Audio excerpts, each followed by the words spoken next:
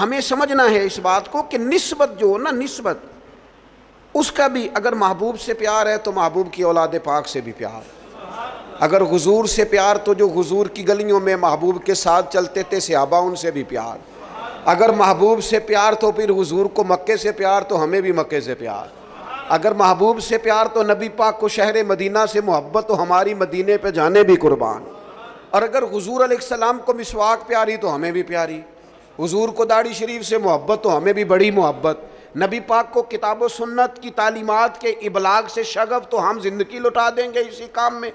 جو چیز حضور کو پیاری، نسبتوں کا جو منج ہونا چاہیے، جو انسان کے دل میں قدر ہونی چاہیے، اس سے کبھی کوتاہی نہ کریں، ورنہ آہستہ آہستہ آہستہ آہستہ پھر انسان اصل سے بھی جاتا ہے۔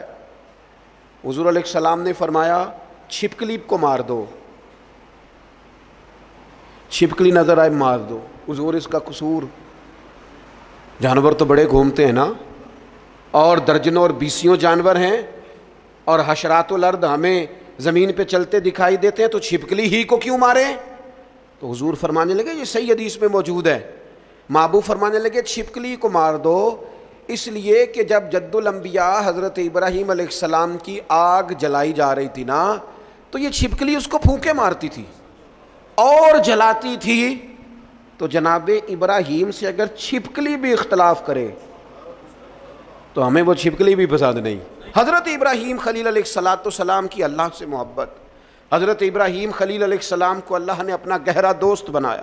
آپ ان کی زندگی کو پڑھیں، قرآن پاک کے اندر جا بجا جناب ابراہیم کا تذکرہ ملے گا، اور اس کے اندر جو اللہ کی محبت چھلکتی ہے، جو اپنے مالک سے تعلق نظر آتا ہے۔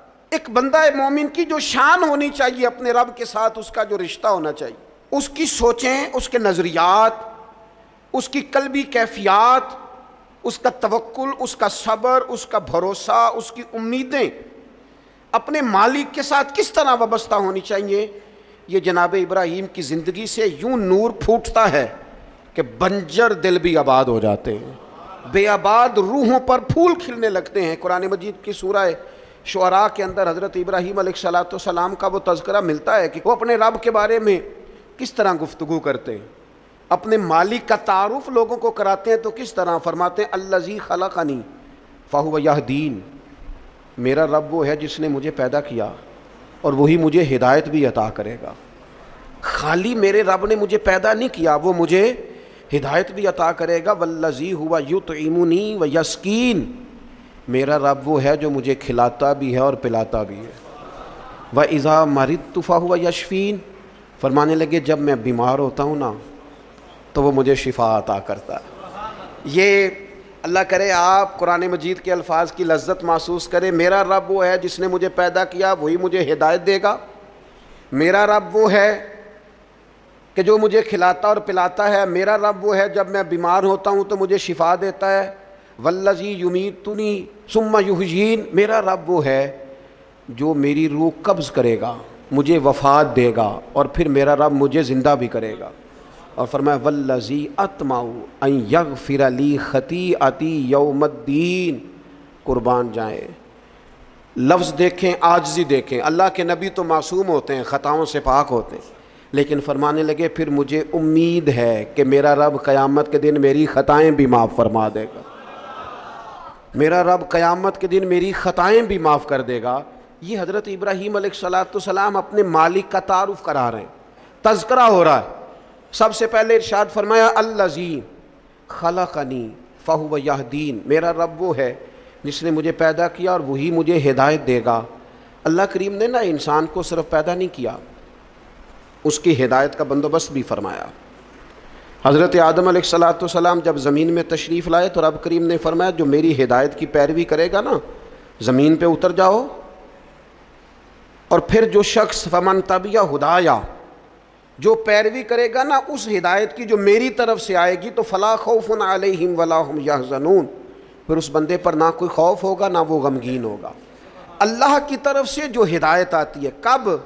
وحی کے ذریعے، قرآن پاک کے ذریعے، اللہ تبارک و تعالیٰ کے انبیاء کے ذریعے علیہم السلام جو ہدایت آتی، جو لوگ اس ہدایت کی پیروی کرتے ہیں۔ قرآن مجید میں دوسری جگہ اللہ کریم نے فرمایا سبح اسم ربک الاعلی الذی خلق فسوی، فرمایا اپنے رب کے نام کی تسبیح کیجئے جو سب سے بلند ہے، جس نے پیدا کیا ہے، والذی قدر فہدی، جس نے اندازہ مقرر کیا ہے اور پھر جس نے ہدایت عطا فرمائی۔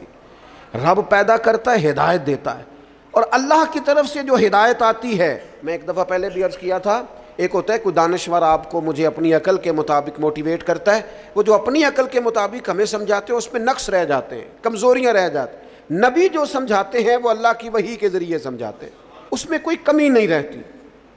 حضرت ام ایمن رضی اللہ تعالیٰ عنہا نا بیٹھ کے رو رہی تھیں حضور علیہ السلام کے وصال ظاہری کے بعد، تو جناب ابو بکر صدیق رضی اللہ تعالیٰ عنہ اور جناب فاروق اعظم رضی اللہ تعالیٰ عنہ دونوں جناب ام ایمن کے پاس بیٹھے تھے۔ حضور علیہ السلام نے فرمایا یہ میری ماں ہے جناب ام ایمن، رضائی والدہ ہیں، حضور کی بڑی خدمت کی انہوں نے، وہ رو رہی ہیں۔ تو شیخین کریمین دونوں پاس بیٹھے تھے، فرمانے لگے اماں جی آپ کیوں روتی ہیں؟ انہوں نے کہا اس لیے رو رہی ہوں کہ نبی پاک علیہ السلام کا وصال ہو گیا۔ جناب ابو بکر صدیق فرمانے لگے اللہ نے تو محبوب کو بلند شانیں عطا فرمائی ہیں، حضور کی عظمتیں تو بلند سے بلند تر ہیں وصال کے بعد بھی۔ تو حضرت ام ایمن نے جو جملے کہے وہ بڑے سمجھنے والے ہیں، فرمانے لگی میں رو اس لیے رہی ہوں کہ حضور موجود تھے ظاہری طور پر، تو جو آسمان سے وحی آتی تھی نا وہ سلسلہ ختم ہو گیا، وہ جو اللہ کا بندوں سے رابطہ تھا، وہ جو وحی آتی تھی وہ سلسلہ منقطع ہو گیا۔ تو اللہ تعالیٰ اپنے بندوں کی ہدایت کا بندوبست کرتا ہے، جناب ابراہیم فرما رہے ہیں، قرآن مجید اس کا تذکرہ کر رہا ہے۔ ہمیں وہ ہدایت لینی چاہیے جو کتاب و سنت سے ہمیں ملتی ہے، وہ رہنما اصول لینے چاہیے جو ہمیں کتاب و سنت سے میسر آتے ہیں۔ ہمارے ہاں برادری کے رسم و رواج، قبائلی رسم و رواج، علاقائی ضروریات، اور پھر یہ کہ میں اب چونکہ فیشن بدل گیا، اب چونکہ حالات بدل گئے، اس تناظر میں ہم اپنی زندگی کو ترتیب دیتے ہیں، نتیجہ جو نکلتا ہے کہ زمانہ گزر گیا ہے، ہمارے حالات بہتر ہونے کو آ ہی نہیں رہے۔ تو حضرت ابراہیم فرماتے ہیں رب نے مجھے پیدا کیا اور میرا رب مجھے ہدایت بھی عطا فرماتا ہے۔ پھر فرمایا والذی ہوا یطعمنی و یسکین، میرا رب وہ ہے جو مجھے کھلاتا بھی ہے اور پلاتا بھی ہے۔ کھلاتا پلاتا کون ہے؟ یہ چونکہ بات حضرت ابراہیم کی ہے اور بیان قرآن مجید فرما رہا ہے، بات میں گہرائی بڑی ہے۔ فرمایا میرا رب وہ ہے جو مجھے کھلاتا بھی ہے، اور پہلے تو اس نے بندوبست کیا، زمین میں اناج پیدا کیا، اور پھر مختلف انواع و اقسام کی چیزیں پیدا کی، گندم بھی ہے، جو بھی ہے، مکئی بھی ہے، جس کی طبیعت کو جو موافق ہے وہ لے سکتا ہے، ہر قسم کی چیزیں پیدا کی۔ اور جناب ابراہیم کہتے ہیں یہ میرا رب ہی کھلاتا پلاتا ہے، یہ ساری چیزیں پیدا کرنے کے بعد پھر بھی اگر سیدھ دے تبھی بندہ کھا سکتا ہے، خدا نہ خواستہ منہ میں زخم ہو جائے تو بندہ کھا سکتا ہے؟ پکی ہوئی ہے چیز، آ گئی ہے آپ کے سامنے پڑی ہے، نہیں کھا سکتے۔ کھائیں گے کب؟ جب رب کھلائے گا۔